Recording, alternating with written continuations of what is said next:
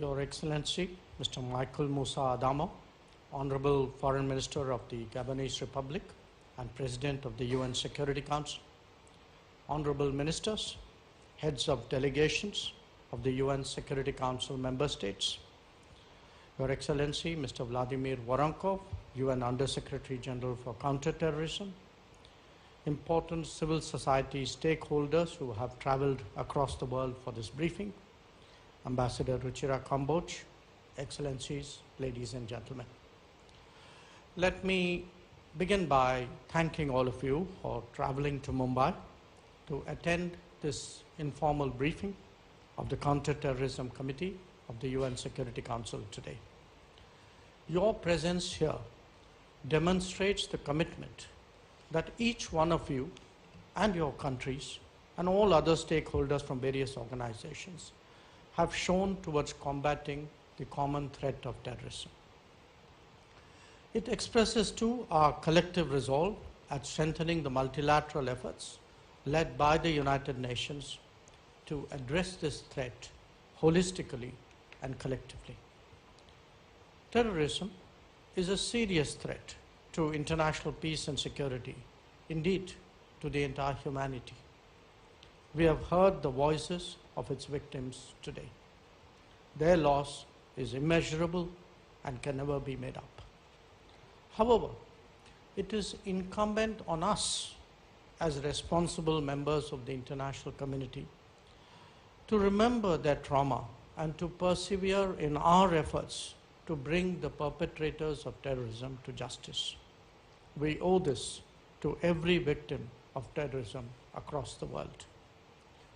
Even as the Mumbai terrorist attacks were unfolding on 28 November in 2008, the UN Security Council met and in one voice condemned this act of cross-border terrorism and said, I quote, "The members of the Council underline the need to bring perpetrators, organizers, financiers, and sponsors of these reprehensible acts of terrorism to justice and urged all states to cooperate with Indian authorities in this regard. All acts of terrorism are criminal and unjustifiable regardless of their motivation." Now, in another month, we will be observing the 14th anniversary of these ghastly attacks on Mumbai in November 2008. While one of the terrorists was captured alive, prosecuted, and convicted by the highest court in India, the key conspirators and planners of the 26/11 attacks continue to remain protected and unpunished. When it comes to proscribing some of these terrorists, the Security Council has regrettably been unable to act in some cases because of political considerations. This undermines our collective credibility and our collective interests. A key aspect of combating terrorism is to effectively curb terror financing. Today, the Counter-Terrorism Committee will also be hearing from experts on countering financing of terrorism in the local and regional context. Excellencies, ladies and gentlemen, we all know that money is the lifeblood of terrorism. Terrorist organizations require funds and resources to maintain their organizational functioning and undertake activities. The reality that terrorism continues to exist and expand points to an underlying truth, that terrorism continues to get the necessary financial resources to thrive. In this regard, therefore, I would like to make 5 points for the committee's consideration. 1. Effective and sustained efforts at countering terror financing is at the heart of the issue of countering terrorism. Normative efforts at the UN need to be coordinated through collaboration with other fora like the Financial Action Task Force, FATF, and the Egmont Group. 2. We need to ensure that the effective and transparent functioning of the Security Council's sanctions regime and make sure that they are not rendered ineffective for political reasons. Objective and evidence-based proposals for listing of terrorist groups, especially those that curb their access to financial resources, must be seen through. 3. International cooperation and concerted action against terrorists and their sponsors, including through dismantlement of terrorist safe havens, sanctuaries, training grounds, and financial and ideological as well as political support structures, are critical imperatives to defeat this scourge. 4. Terrorism's nexus with transnational organized crime, illicit drugs, and arms trafficking is by now well established. It is important that we recognize these linkages and strengthen multilateral efforts to break them. And 5. Over the years, terrorist groups have diversified their funding portfolio. They have also begun to exploit the anonymity afforded by new and emerging technologies, such as virtual currencies, for fundraising and finances. In this regard, we look forward to the deliberations of the special meeting of the committee tomorrow in New Delhi to provide innovative solutions for the international community to consider. Terrorism may have plagued several regions of the world. We, in India, understand its cost more than others. But with that experience comes the steeling of national resolve. Decades of cross-border terror has not and will not weaken our commitment to fight back. Our real tribute to the victims will be to rededicate ourselves to combating and eliminating the menace of terrorism, and this by stronger determination and joint action. We must rise above our political differences to address this scourge. The battle against terrorism must be fought resolutely at all fronts, all situations, and all places. We cannot be found wanting in our efforts. As the UN Secretary General stated, terrorism is pure evil, one with which we can never compromise. I'm confident that today's briefing on this important aspect of combating terrorism will assist the international community in that direction. I thank you for your attention.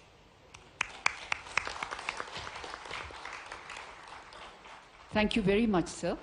We will now hear two presentations on countering the financing of terrorism. Let me first invite Shri Safi Rizvi, Joint Secretary, Government of India, for a presentation on countering the financing of terrorism in national and regional contexts. Mr. Rizvi, you have the floor.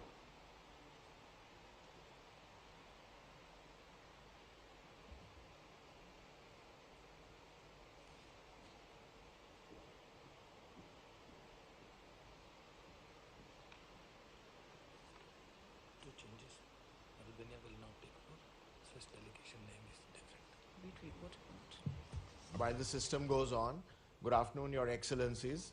Thank you for this opportunity, ma'am. I will be bringing before you a short presentation on countering financing of terrorism, and this we will detail in the context of India and the region, the South Asian region in which we are. And इसको close कर दीजिए, यहाँ से close कर दीजिए, लाइए हम करते हैं.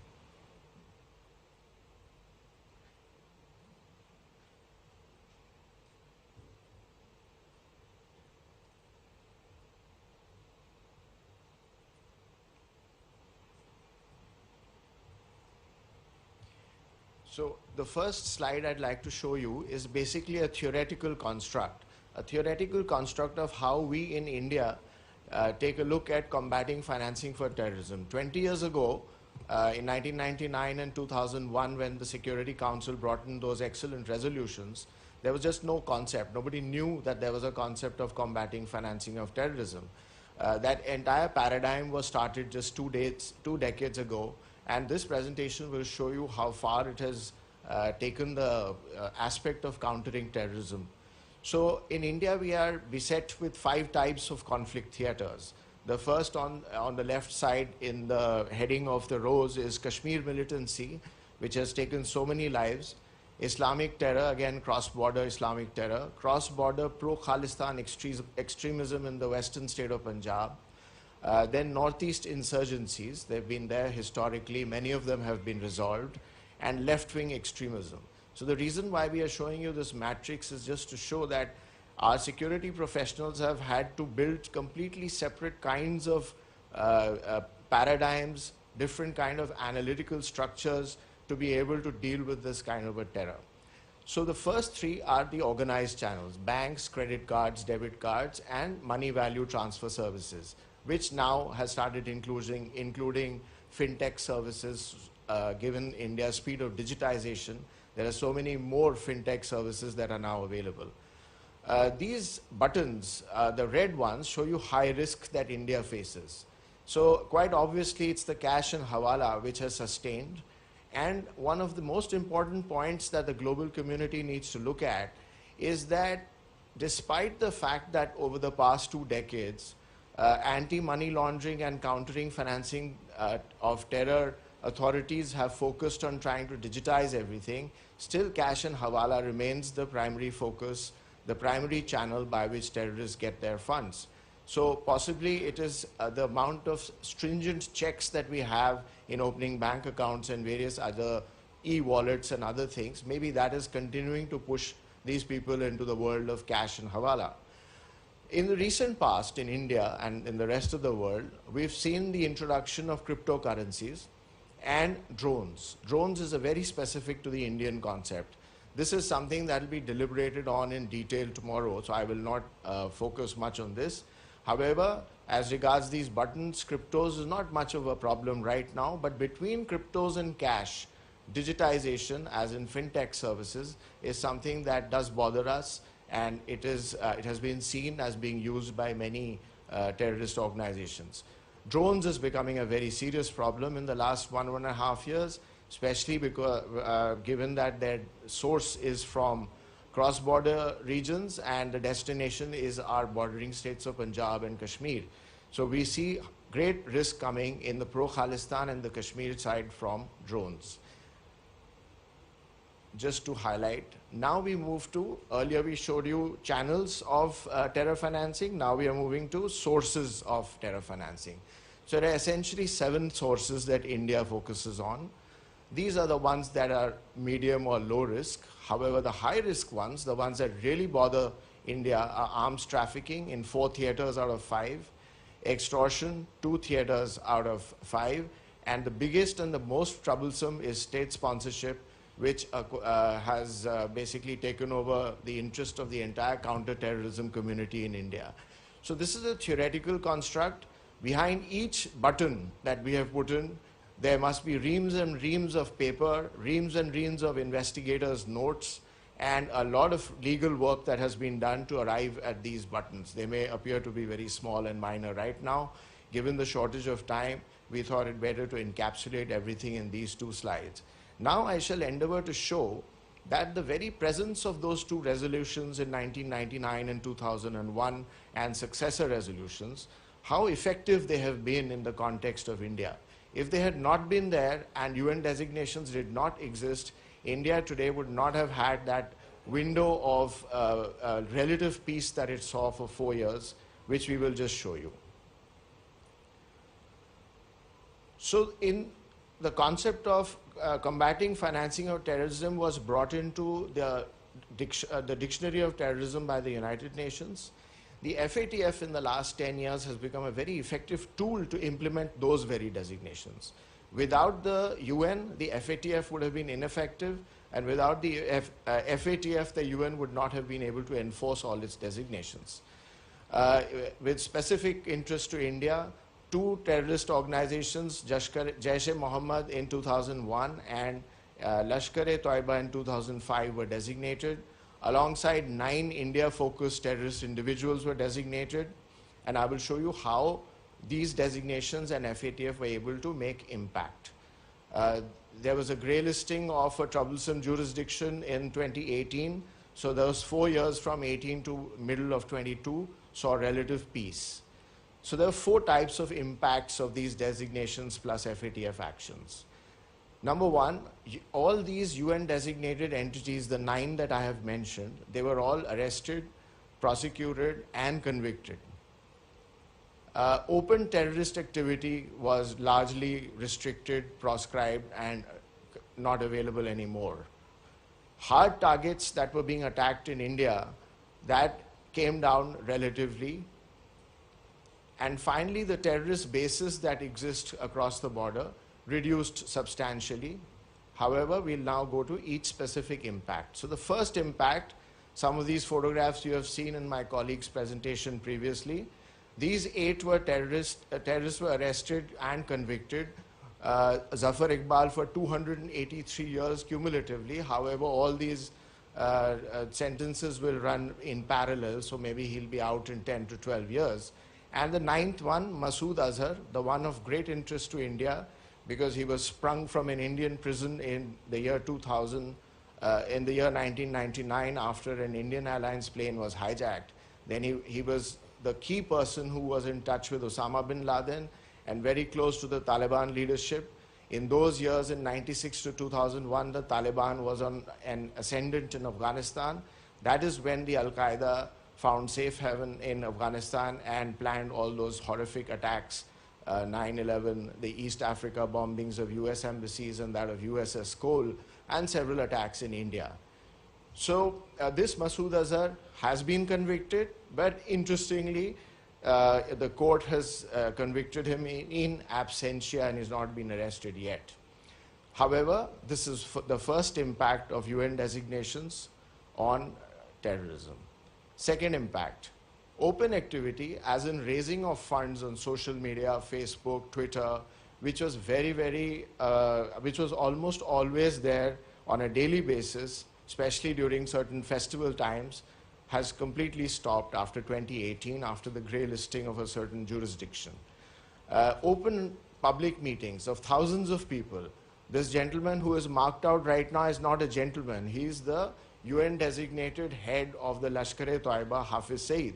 This is a photograph of 2017 displayed prominently on social media, all of which was forced to stop after the UN's designations were enforced by the FATF.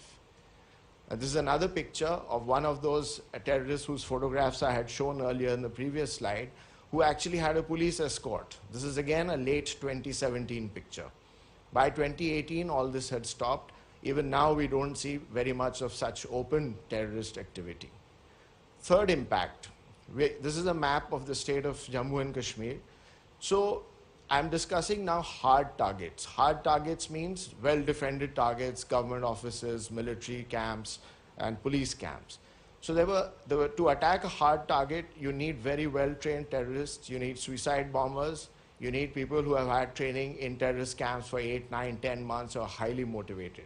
So 5 attacks we saw in the state of Kashmir in 2014, that moved up to 8 the next year, 15 the year after that, came down marginally to 8 in 2017, and went down to just 3 in 2018. We shall see why.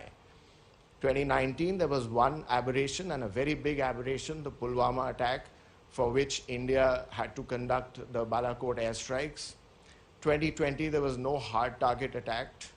2021, again, by the end of 2021, these attacks started coming back. And now in 2022, we see them increasing. So just to summarize here, why did this decline happen from 18 to 21? Number one was grey listing by that troublesome jurisdiction based on which all the UN designations were enforced. Second was very detailed intelligence-led counter-terrorism operations, which my colleague who spoke, he mentioned in detail. Third was the Balakot airstrikes, which also pushed the entire terrorist infrastructure to the side.